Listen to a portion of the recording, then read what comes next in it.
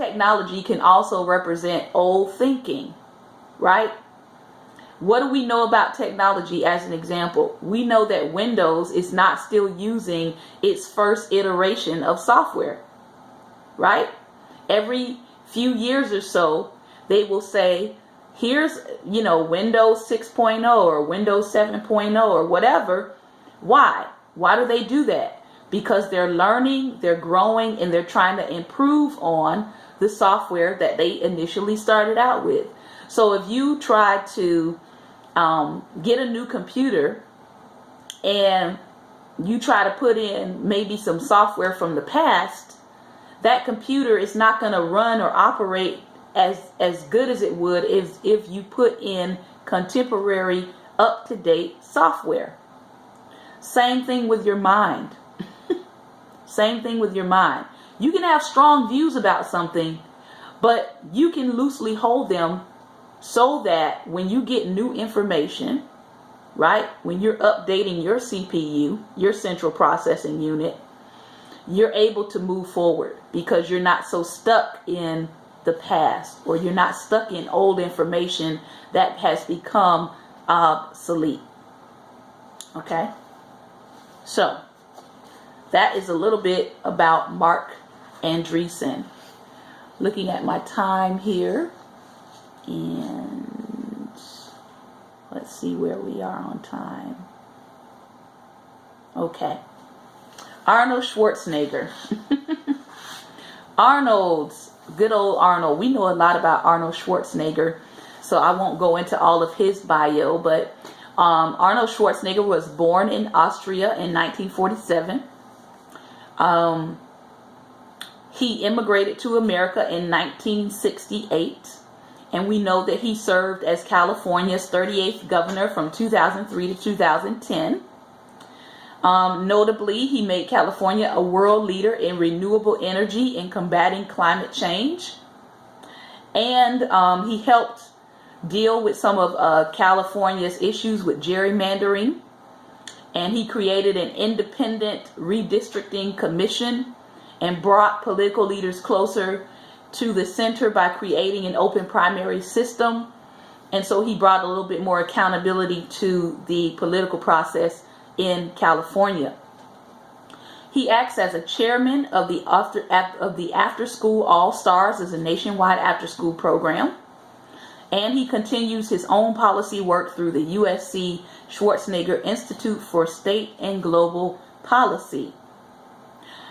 We know that Arnold Schwarzenegger recently came into the news because President Trump decided to how do we say? What do we call that?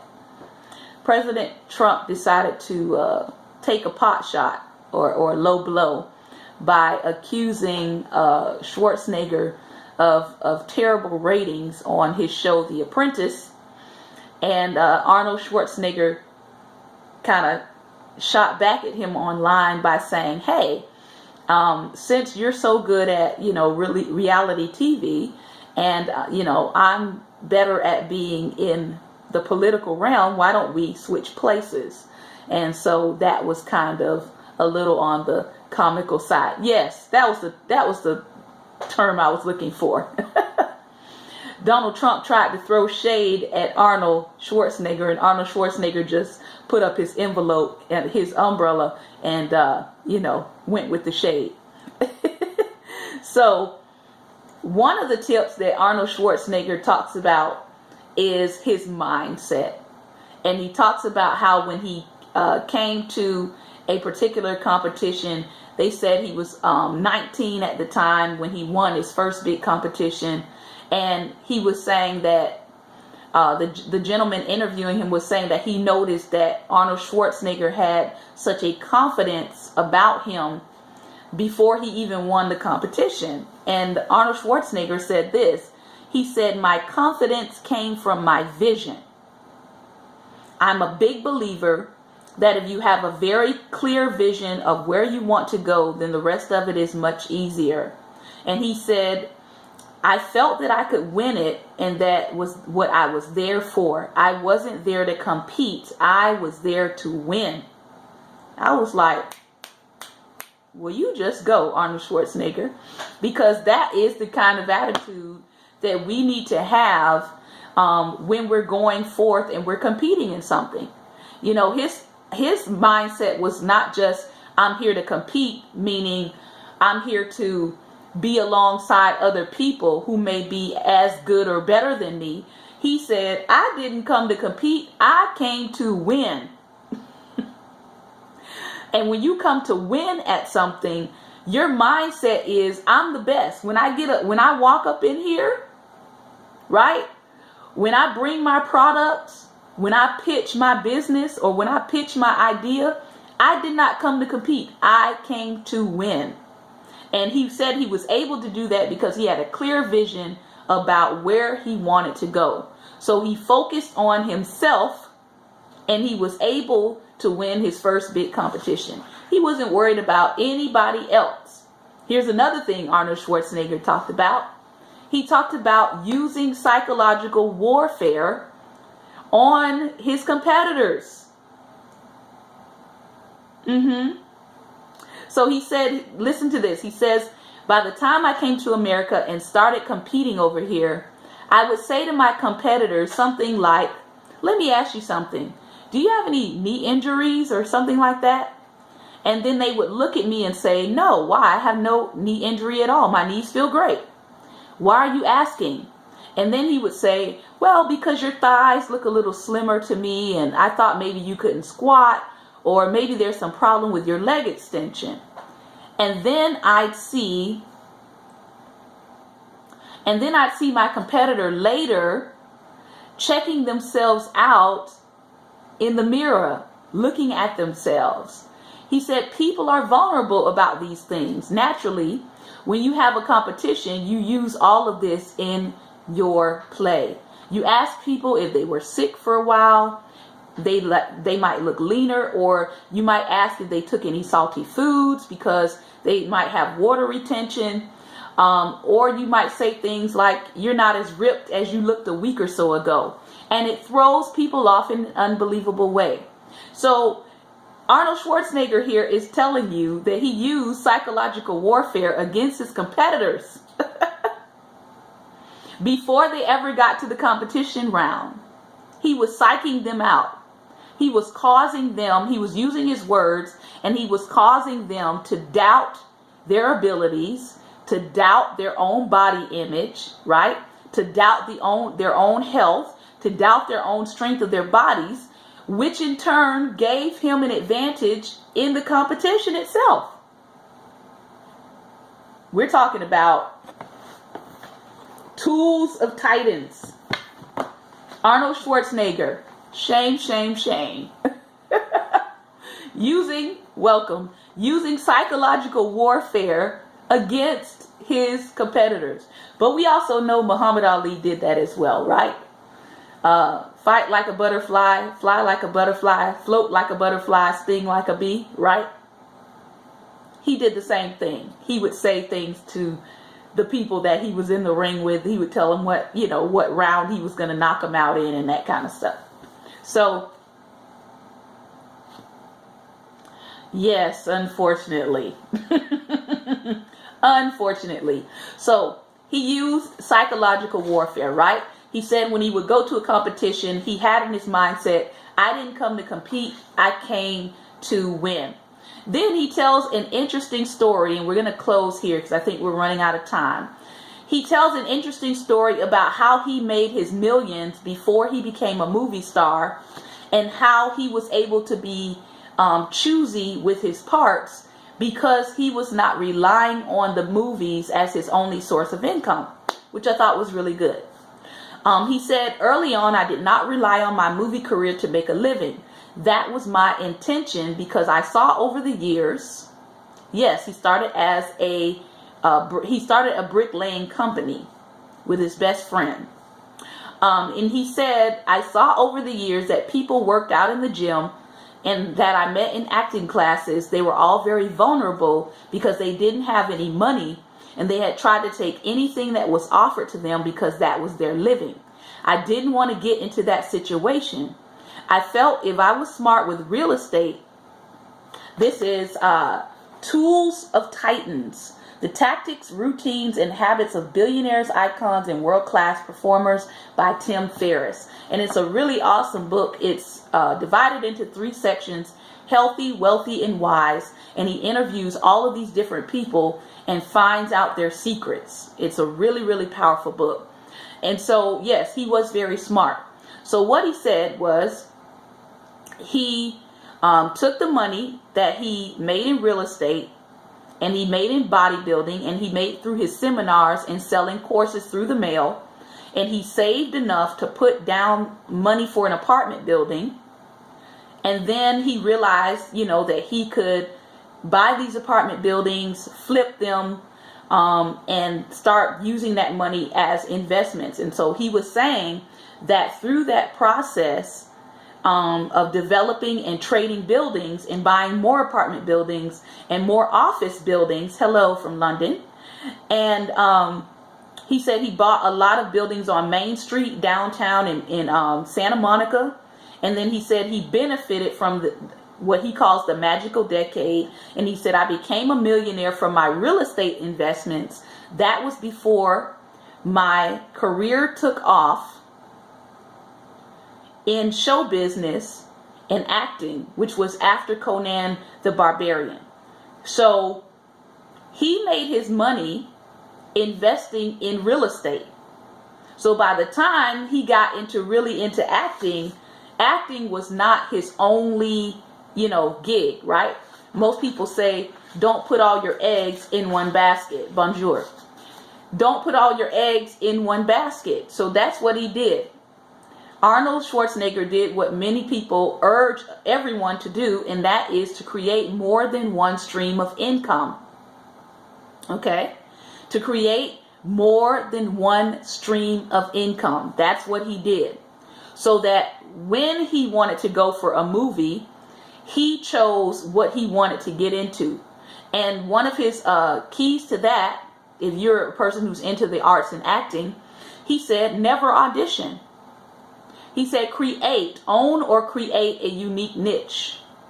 We're talking about Tools of Titans: The Tactics, Routines, and Habits of Billionaires, Icons, and World-Class Performers. And right now we're talking about Arnold Schwarzenegger's success tips. He said, never audition. Own or create a unique niche, which actually reminds me of Sylvester Stallone. Sylvester Stallone, to this day, is still earning money in several different ways off of Rocky. He wrote Rocky, he produced it, he directed, and he acted in it. So he had 4 streams of income from one movie. Again, as he said, he didn't have to, Arnold Schwarzenegger said he knew he was different. He didn't look like a, blonde-haired skateboarding or surfer board California guy. So he knew he couldn't go out for regular parts because he did not look like a regular person.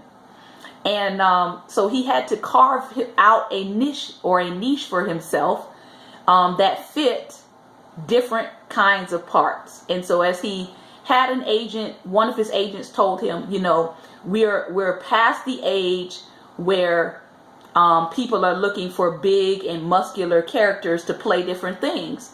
And he just really didn't believe that. So he waited. And he said eventually the very things that the agents and the managers and the studio executives said would be a total obstacle to him actually became an asset, and his career started to take off. But guess what? He had the leeway to wait, right? He had the leeway to wait on the kinds of parts that he wanted. It's not a weave, sir. This is my natural hair. Natural. It's natural. All right? So he had enough leeway to wait on the kind of parts that he wanted because he was not starving, because he utilized other skills in his life, because he laid the bricks, because he, made money off of his seminars, because he invested in real estate. So he wasn't hurting for money. Yeah, that's actually very smart for an actor. Lastly, he talked about in filmmaking, this was really good for me as an artist. Yes, a bad part can ruin your career, or it can put you into a niche that you don't want to be in.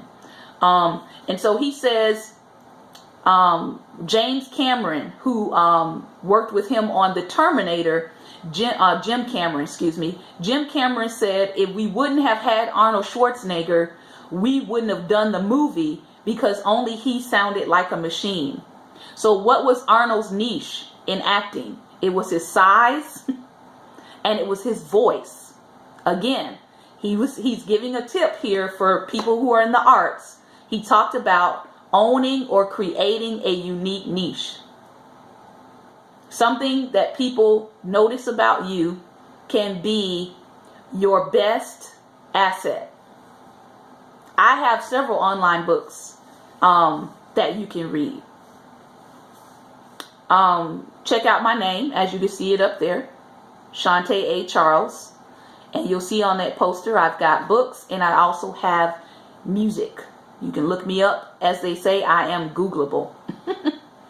All right. And so the last thing I wanted to tell you was Arnold's most personally profitable film was Twins. Can you believe that? Twins, with him and I think Danny DeVito. Yes, his most profitable film was Twins, and here's why. He said, Twins came together because I felt strongly that I had a very humorous side, and that if someone would be patient enough and willing to work with me as a director, they would be able to bring that humor out of me. He pursued the director Ivan Reitman, who also directed Ghostbusters at the time. And most people felt that comedy with Schwarzenegger would flop, and that was a blind spot that he could capitalize on, because he felt, I'm funny enough to do this. But most people thought, Arnold Schwarzenegger in a comedy, we know him for the beat up, busted up, sci-fi futuristic kind of person, or Conan the Barbarian. So he said they made a deal. They made the movie for free, meaning nobody got any salaries from the movie, and that they would all get paid on the back end. So they pitched it that way, that nobody would earn a salary and they would all make money on the back end. And so he said they worked out the percentage, and their salaries would have been of the production budget, and that's how they ended up dividing the pot amongst themselves. He said, I made more money on that movie than any other movie, and the gift keeps on giving. It's just wonderful. All I can tell you is this is what they did to me. And so, yeah, he said that movie, that one movie that they chose to do to get paid on the back end, because of the percentage of the movie cut that he got, that is the movie that is the gift, as he says, that keeps on giving. That's that residual income.